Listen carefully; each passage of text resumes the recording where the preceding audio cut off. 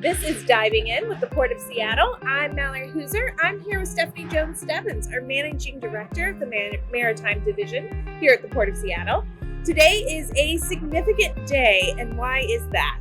It's so significant, Mallory, because today we're celebrating our third cruise berth having shore power. So now all three of our cruise berths in Seattle have shore power capability.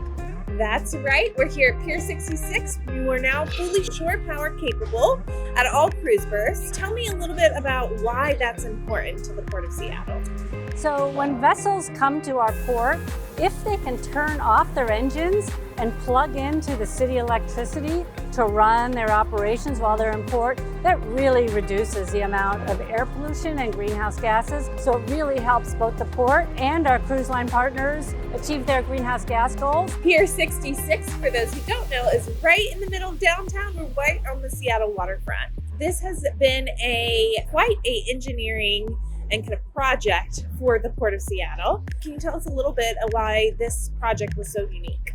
So this was our very first cruise terminal, and I've always felt like there was one thing missing, and that was shore power, because it's been such a difficult location in the middle of the downtown grid to get power to. So our engineers were super innovative, and they figured out how to bring power to this facility via a mile-long underwater cable. And doing something so innovative has a lot of challenges. We've had to really think through, are there any environmental impacts to putting it under the water, work with our local tribes on impacts to their fisheries, and of course, really important partnership with Seattle City Light, our local utility.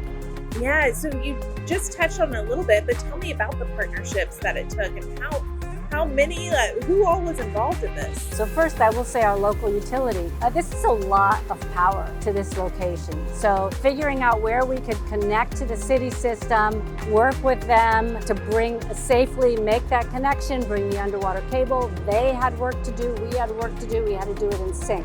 We had to work with our local tribes to make sure we weren't impacting their fisheries. We certainly had supports from our state and local and federal government entities with some grants, with some permitting. Our longshore partners, they actually plugged the ship in. And then finally, the construction and contracting community. It really took a massive team to get this underway. It really did. And years to get here to where we are today. What happens next? All of our cruise berths are now equipped. So what do we have to look forward to next? At the Port of Seattle, with our commission guidance, have set a goal to have all our cruise ships plug in by 2027.